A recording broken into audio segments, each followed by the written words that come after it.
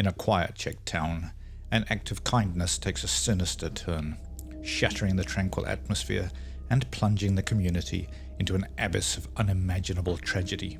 Join us as we delve into the chilling tale of a young American visitor whose arrival sets in motion a series of harrowing events.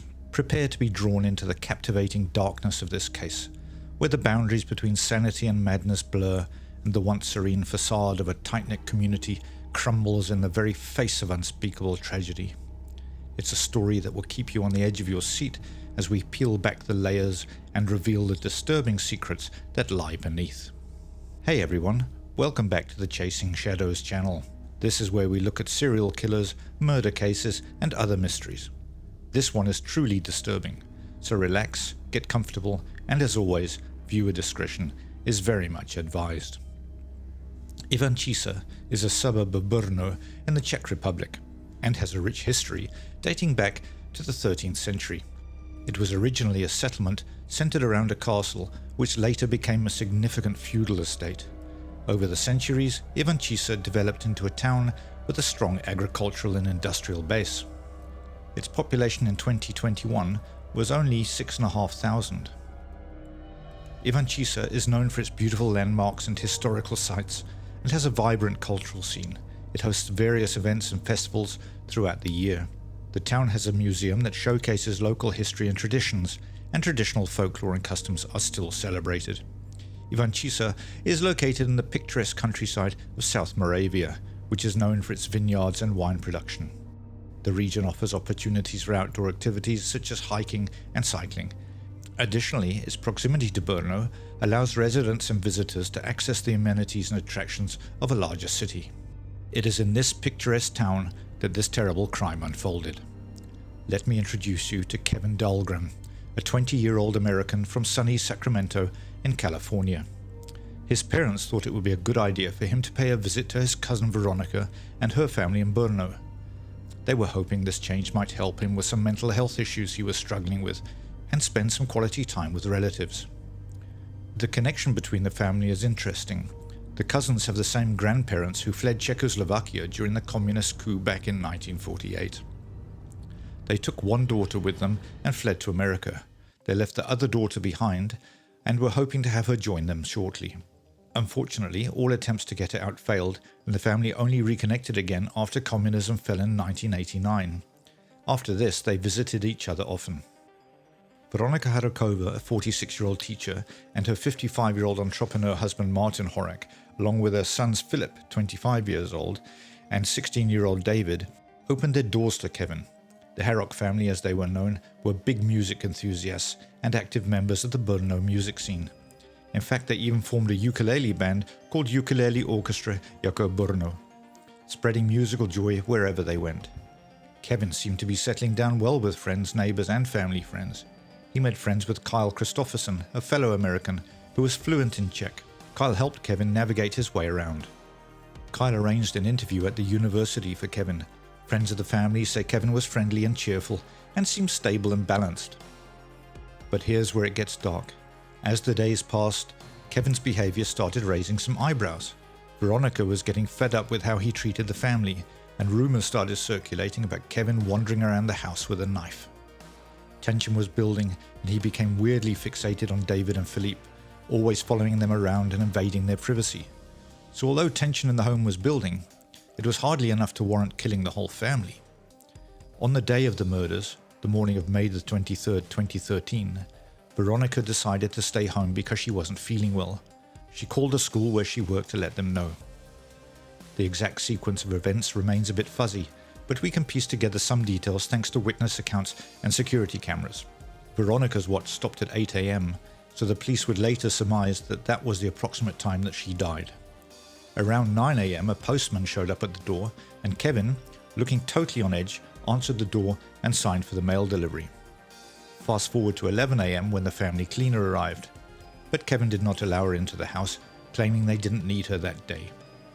David, who had been at school, arrived home at around 12:30 p.m. and is presumably killed immediately. Kevin then fled the house and took a taxi to Vienna, arriving at around 5 p.m. He booked a flight back to America. It's only about 111 kilometers, or 68 miles from the airport, so he must have been in the house with the bodies for most of the day. Back at the victim's home, neighbors were just realizing that something was wrong. One of the neighbors had noticed the house had been unusually quiet on the day. Normally there was singing and music playing on the Horak's terrace. A few noticed faint smoke. At around 10 p.m. they realized it was coming from Veronika's house, so they decided to check that the family was okay. Entering through the garage, they extinguished the flames of what looked like a small fire. Then they noticed 3 charred bodies.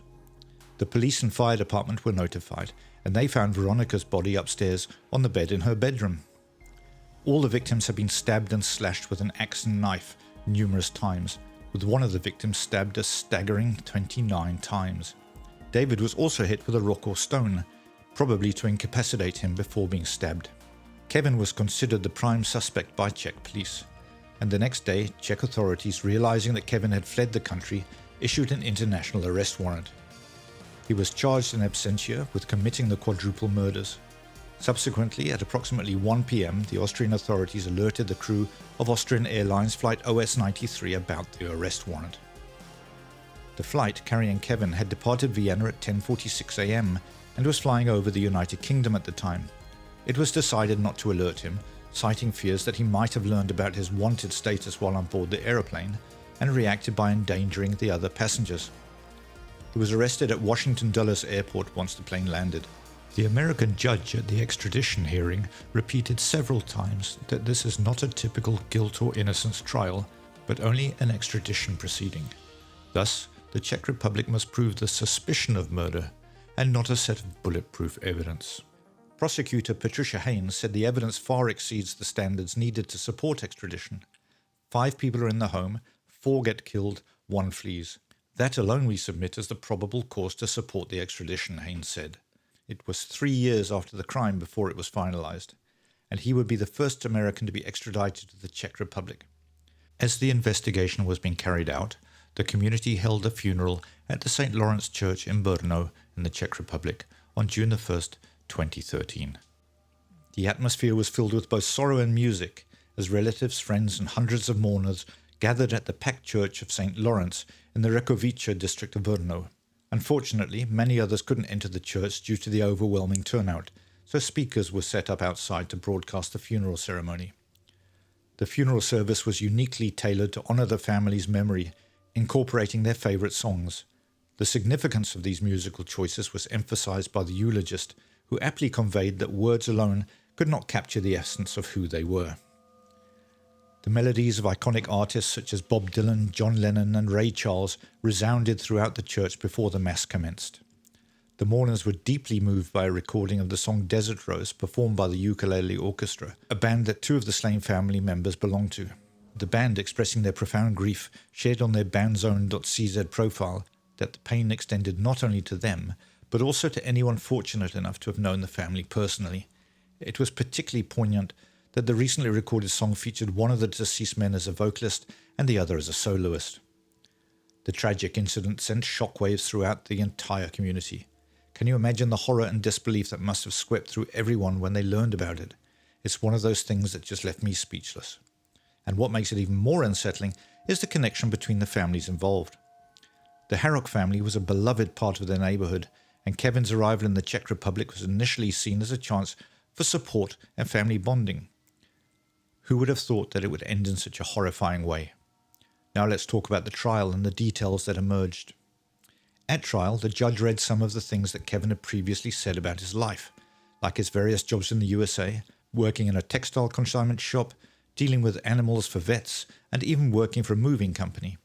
He had some martial arts training and was good with computers. Sounded like a pretty ordinary guy, right? But as the trial went on, it became clear that there was a lot more going on beneath the surface. According to the indictment, Kevin's decision to kill his relatives was a result of his personality traits, emotional instability, narcissism, and increased aggression. He just couldn't live up to the expectations of those around him. One chilling detail that came out during the trial was when Kevin told the police that the voices in my head wanted me to destroy everything, all the time. The judge rightly described the crime as extraordinarily serious, emphasizing how Kevin tried to solve his problems by wiping out the entire family. It's just mind-boggling. Now, let's take a look at the evidence presented by the prosecution. They had some pretty strong stuff against Kevin.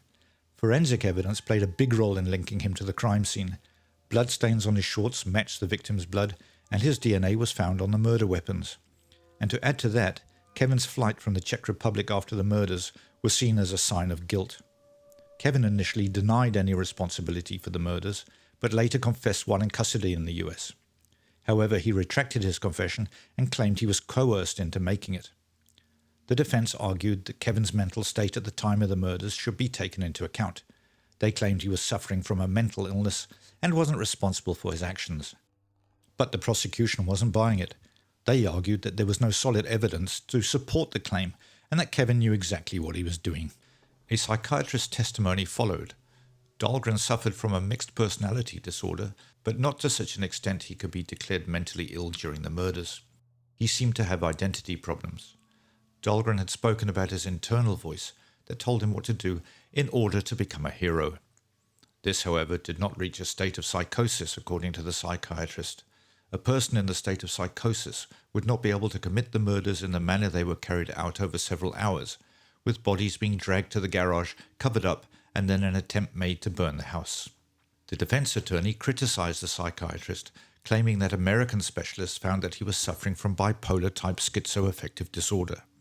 The psychiatrist rejected that analysis, saying that she had spent more time with Dahlgren, collected much more data, and that Dahlgren had shown no symptoms of such a disorder during his long-term pre-trial custody. In the end, the witnesses who testified during the trial played a crucial role in securing a conviction against Kevin. Their accounts provided important context for understanding the behavior and mindset leading up to the crime.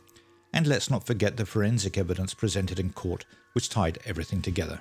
Dahlgren was sentenced to life in prison on July the 20th, 2016, but appealed the verdict. In December 2016, the court asked for another medical opinion on Dahlgren's sanity, and in March 2017, the original ruling was upheld. Richard Spišek, defense attorney for Dahlgren, revealed that his client had exhibited suicidal tendencies. Despite efforts by Valdiša prison to prevent such incidents, Spišek acknowledged the difficulty in preventing all suicides, especially if the convicted individual is determined. In the past, Dahlgren's mental state had led to his temporary placement in a psychiatric ward at Bunice prison in Brno. In September, Dahlgren appealed to the Supreme Court, requesting either protective custody or a lighter sentence, considering his mental condition. While the appeal did not challenge the guilty verdict, it highlighted Dahlgren's struggles. Previously, Dahlgren had attempted self-harm and aggression towards guards, resulting in his placement in a psychiatric ward. Dahlgren claimed that he did not intend to take his own life, but rather sought an outlet for his anger. Dahlgren committed suicide in Valdiša prison by hanging himself on the 11th of January 2018. This is a chilling case that makes you question the depths of human darkness. Kevin Dahlgren's terrible actions left a trail of destruction, and the impact on Veronika's family and the community is simply unimaginable. Personally, I can't help but feel a mix of anger, sadness, and disbelief. How could someone who was initially seen as friendly and stable turn into a cold-blooded killer? The signs of tension were building, but no one could have predicted the outcome. Perhaps he was asked to move out because of his behavior, or to get a job. As Kevin remains silent on this matter, we will never know the actual motive. There is no information on the history of his mental health, but it is clear that he did have mental health issues. What exactly they were is not known. The swift action of the Czech police and the subsequent arrest of Kevin back in the US brought a sense of justice to the victim's loved ones. It's a reminder that no matter where you run, justice has a way of catching up with you. But beyond the details of the trial and the evidence presented, this case serves as a chilling reminder of the unpredictability of human nature. It's a stark reminder to pay attention to those around us, to trust our instincts when something doesn't feel right, and to never underestimate the potential for darkness lurking in even the most seemingly ordinary individuals. This situation once again highlights the link between mental health and violence. I believe it is crucial to emphasize and educate the public, doctors, and families about the importance of taking mental health more seriously, particularly when a person exhibits signs of violence. For example, in this case, the individual is walking around with a knife and engaging in excessive drinking.